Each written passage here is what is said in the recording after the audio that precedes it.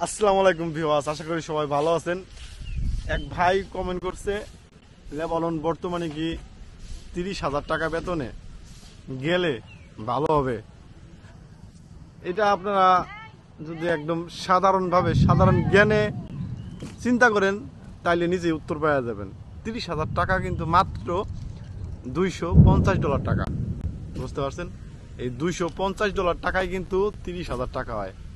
আর $250 টাকা বেতন কিন্তু বর্তমান বাইরে কোথাও কোনো দেশে প্রযোজ্য না, এত কম বেতন, বুঝতে পারছেন? এই বেতন এটা খুবই ন্যূনতম বেতন, মানে এই বেতনে আপনার কোনো কিছু করা সম্ভব না।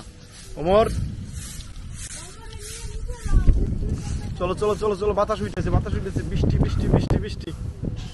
তো ভিউয়ার্স, আপনারা একটা বিষয় চিন্তা করে দেখেন, এই $250 বেতন কিন্তু মানে এটা গ্রহণযোগ্য না, ঠিক আছে? গ্রহণযোগ্য না। আপনি যে ভাই কমেন্ট করছেন, আপনাকে বলতেছি যে আসলে এইগুলো কিন্তু মানে পুরো একটা বিপদে পড়ে যাবেন আপনি যদি এই চান্স আপনি নেন।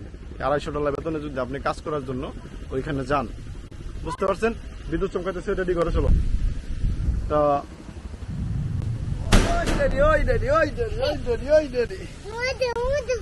মধু মধু এনে কবি মিয়া তুমি জ্যাসমিন, চলে আসো, বিদ্যুৎ চমকাছে, চলে আসো। কই? তো এই জন্য আমি বলতেছি, আর আপনি যদি $250 বেতনে কাজ করেন তাহলে আপনার কিন্তু নিজের $150 টাকা খরচ আছে, থাকা খাওয়া, নিজের চলাফেরা করা, ফোনের খরচ, পকেট খরচ, এগুলো দিয়ে কিন্তু আপনার মোটামুটি $150 টাকার মতো কিন্তু চলে যাবেন। যে ভাই কমেন্ট করছেন, আশা করি আপনি কিন্তু সেই উত্তরটা পেয়ে গেছেন যে আপনার এই 30,000 টাকা বেতন মানে কত টাকা ওই দেশের হয়, কত মার্কিন ডলার, এবং ওই টাকাটা আপনি কত টাকা টিকবে, বুঝতে পারছেন? আশা করি আপনার কমেন্টের উত্তর কিন্তু আপনি পেয়ে গেছেন।